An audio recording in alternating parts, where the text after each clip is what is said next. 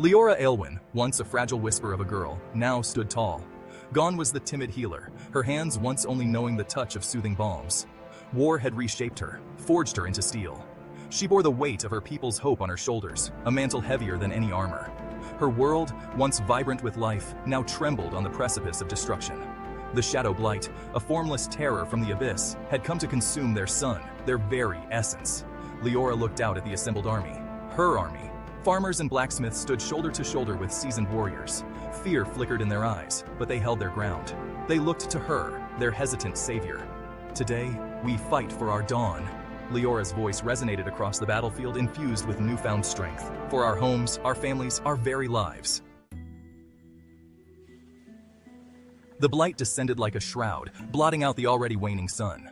The air grew thin and cold, the stench of decay clinging to the back of their throats.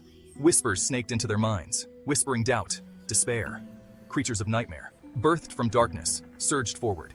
Their forms shifted, defying comprehension. A horrifying tableau of fangs, claws, and eyes that burned with cold fire. Terror threatened to consume Liora, to paralyze her.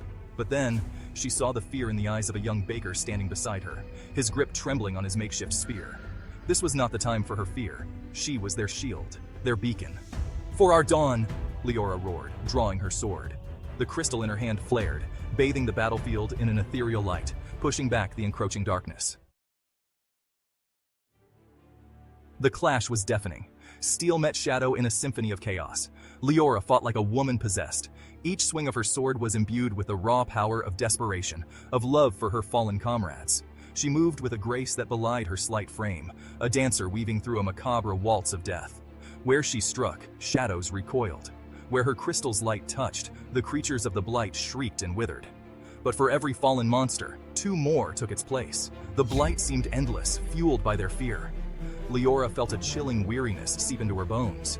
Was it enough? Could they truly win against this tide of darkness? Section 4. The Crystal's Song.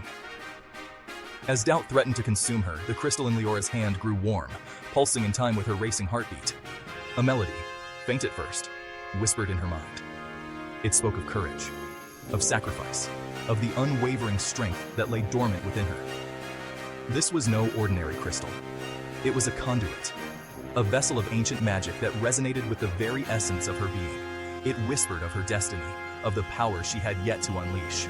"I will not yield," Liora breathed, her voice gaining a new kind of strength, not born of steel, but of spirit. The crystal flared, its song rising to a crescendo, echoing in her very soul. Section 5. Light Triumphant. A surge of power, raw and untamed, coursed through Liora's veins. The world around her seemed to fall silent, the chaos of battle fading to a whisper. She raised the crystal high, bathing the battlefield in a blinding light. The creatures of the blight shrieked, a chorus of despair, as the light scorched them, banished them back to the abyss from whence they came. The air crackled with energy, the very earth trembling beneath her feet. And then, silence. The light faded, revealing a battlefield littered with the remnants of the blight. The air, though heavy with the stench of death, was breathable once more. A hesitant ray of dawn peeked through the dissipating shadows.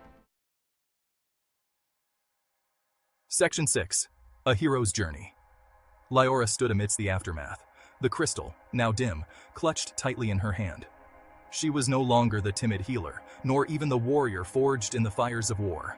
She was something more, something other. She was a beacon, a testament to the strength that lay dormant within them all. The battle was won, but the path ahead was long. They had much to rebuild, much to mourn. But as Liora looked out at the faces of her people, she saw hope dawning in their eyes. They had faced their darkest fears and emerged victorious. They had found their strength, their courage, their destiny, and so had she.